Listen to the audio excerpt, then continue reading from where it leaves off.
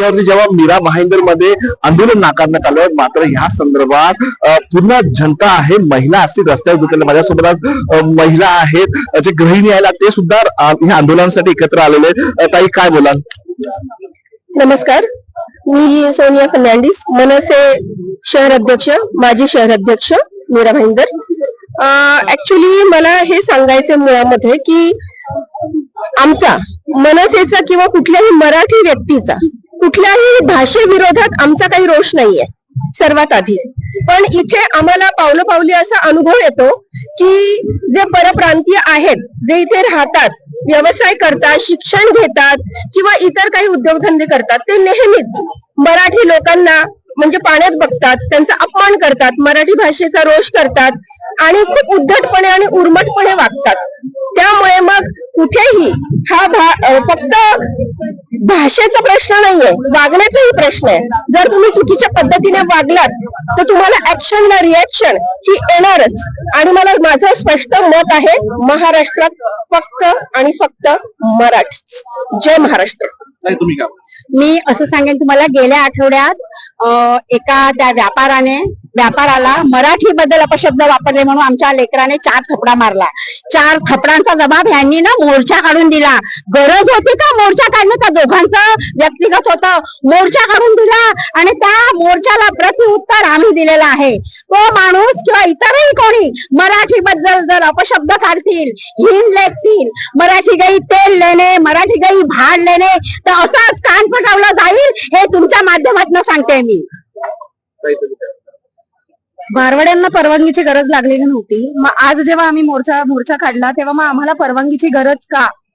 ठीक आहे, याच्यासाठी मग तुम्ही आमच्या माणसांना रात्री अपरात्री अटक केली, महिलांना अटक केली, नोटिसा पाठवल्या, मोर्चामध्ये विघ्न आणायचा प्रयत्न केला. आम्हाला शांतताच पूर्ण हा मोर्चा काढायचा होता. पण एवढ्या विघ्न घातल्यानंतर आणि आता लास्टला येऊन प्रताप सरनाईक आले आणि मग आता काय त्यांना दाखवायचं होतं की बाबा मी सपोर्ट करतोय, आम्हाला तुमची गरज नाही. मराठी माणसाला प्रताप सरनाईकची गरज नाही. मराठी माणसाला शांततेत मोर्चा काढून दिला असता तर फार बरं झालं असतं. आता त्या दिवशी मराठीचा अपमान केल्यानंतर एक थोबाडीत पडल्या 4. आता हा आमचा मोर्चा जो केला आम्ही सक्सेसफुली, ती दुसरी थोबाडीत आहे, त्यांनी लक्षात घ्या. मी गुजराती आहे आणि मला खूप आवड आहे म्हणजे मराठीची, आणि मला खूप आनंद आहे की आज मी मराठी सोबत आहे म्हणून. आता जो हा आज मोर्चा होता तो आमचा व्यापाऱ्यांच्या विरोधातला मोर्चा होता, आमचा कुठच्या जाती धर्माबद्दल नव्हता. आता जेव्हा 1-2-3 महिन्यापूर्वी एक ग्रंथ नावाचा मारवाडी मुलगा स्विमिंग पूल मध्ये हे झालेला, पोता त्याला मरण आलं. त्या टायमाला जेव्हा पहिलं आंदोलन काढलं ते मनसेवाल्यांनीच काढलेलं. मग त्या टायमाला मनसेवाल्यांना असं वाटलं नाही की तो मारवाडी मुलगा आहे, आम्ही हा विचार नाही केला त्या टायमाला.